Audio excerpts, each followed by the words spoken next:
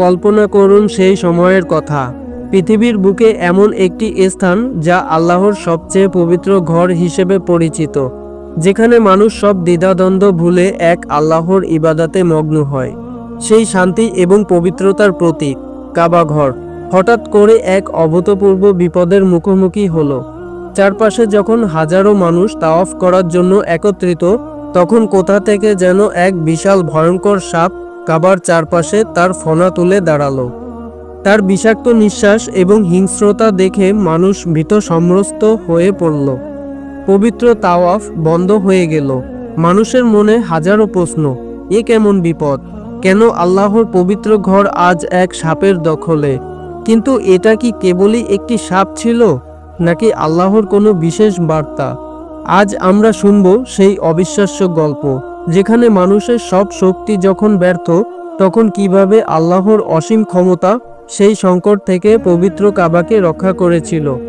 এই ঘটনা আমাদের স্মরণ করিয়ে দেয় যে পৃথিবীর কোনো শক্তিই আল্লাহর ইচ্ছার বিরুদ্ধে দাঁড়াতে পারে না।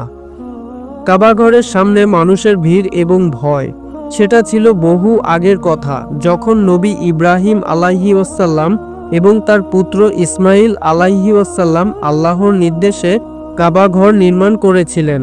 কিন্তু একদিন এক ভয়ঙ্কর দৃশ্য দেখা গেল। একটি বিশাল ও বিষাক্ত সাপ কাবার প্রবেশপথ ঘিরে রাখল। তার ফনা ছিল এতই উঁচু যে সে কাবার চারপাশে মানুষকে যেতে বাধা দিচ্ছিল।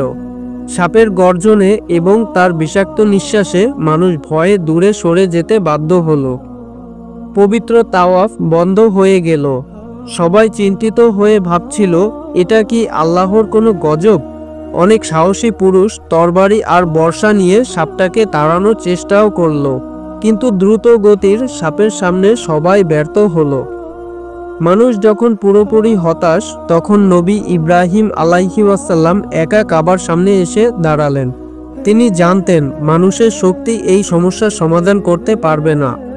তাই তিনি আকাশের দিকে হাত তুলে একনিষ্ঠভাবে আল্লাহর কাছে প্রার্থনা করলেন। তার অন্তর থেকে উচ্চারিত প্রতিটি শব্দে ছিল অটল বিশ্বাস। তিনি আল্লাহর কাছে এই বিপদ দূর করার জন্য আকুল আবেদন জানালেন। তার প্রার্থনা শেষ হওয়ার সঙ্গে সঙ্গে এক অলৌকিক ঘটনা ঘটল। হঠাৎ আকাশ থেকে এক তীব্র আলোর ঝলকানি এলো, যা ঠিক সাপটির উপর আঘাত হানল। চোখের পলকে সাপটি জীবন্ত পাথর হয়ে গেল। তার দেহ শক্ত হয়ে গেল এবং আর নড়ল না। এই দৃশ্য দেখে মানুষের ভয় কেটে গেল এবং তারা আল্লাহর ক্ষমতার জয়ধ্বনি দিয়ে আবার কাবা তাওয়াফ শুরু করল। নবী ইব্রাহিম আলাইহি ওয়াসাল্লাম এর দৃঢ় ঈমানের বরকতে আল্লাহ তার ঘরকে আবারও পবিত্র করলেন। আবুল হামির এবং ছলনাময় সর্প আরেকটি গল্প একজন ধর্মপ্রাণ আলেম শিকারী আবুল হামিরকে নিয়ে। একদিন তিনি শিকার করছিলেন, এমন সময় তিনি একটি সাপের দেখা পেলেন, যা মানুষের ভাষায় কথা বলছিল। সাপটি তাকে অনুনয় করে বলল, হে নেককার মানুষ, আমি একজন নেককার মুসলিম, কিন্তু আমার এক কঠিন শত্রু আমাকে তাড়া করছে। আমাকে বাঁচাও, নইলে সে আমাকে মেরে ফেলবে। সাপটি এতটাই ছলনাময় ছিল যে আবুল হামির তার কথায় বিশ্বাস করলেন। সাপটি বলল, আমাকে তোমার পেটের মধ্যে আশ্রয় দাও, আমি কোনো ক্ষতি করব না। দয়ার বশে আবুল হামির তা মেনে নিলেন। আবুল হামির যখন সাপটিকে আশ্রয় দিলেন, তখন তার শত্রু চলে গেল। কিন্তু যখন আবুল হামির সাপটিকে বের হতে বললেন, তখন সে তার আসল রূপ প্রকাশ করল। সে বলল, আমি শয়তান, আমি তোমাকে মারতে এসেছি। আমি তোমার লিভারে বা হৃৎপিণ্ডে আঘাত করে তোমাকে হত্যা করব। আবুল হামির বুঝতে পারলেন তিনি এক কঠিন ফাঁদে পড়েছেন। তার বাঁচার কোনো উপায় ছিল না। তিনি শুধু আল্লাহর কাছেই আশ্রয় চাইলেন। ভয়ে এবং হতাশায় তিনি আবারও তার প্রভুর কাছে সাহায্য প্রার্থনা করলেন। আবুল হামিরের প্রার্থনা শেষ হওয়ার সঙ্গে সঙ্গে এক সুদর্শন ফেরেশতা তার সামনে আবির্ভূত হলেন।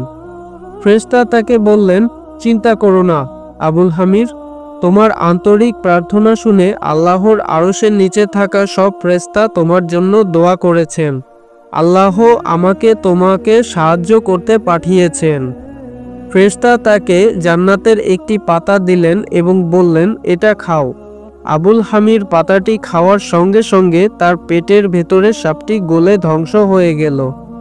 ফেরেশতা তাকে উপদেশ দিলেন, সর্বদা মানুষের প্রতি দয়াশীল থেকো, কারণ তোমার এই দয়া ও ঈমানই তোমাকে শয়তানের হাত থেকে বাঁচালো। মনে রেখো, ভালো কাজ মানুষকে সব বিপদ থেকে রক্ষা করে এবং আল্লাহর কাছে এর বিশাল মর্যাদাও রয়েছে। এই দুটি গল্প থেকে আমরা শিখলাম, বিপদে যখন কোনো পথ খোলা না থাকে তখন একমাত্র আল্লাহর উপর ভরসা এবং তার কাছে আন্তরিক প্রার্থনা আমাদের জন্য মুক্তির পথ খুলে দেয়। আমাদের ঈমান, দয়া এবং ধৈর্যই হলো সেই শক্তি যা আমাদেরকে শয়তান ও সব বিপদ থেকে রক্ষা করে।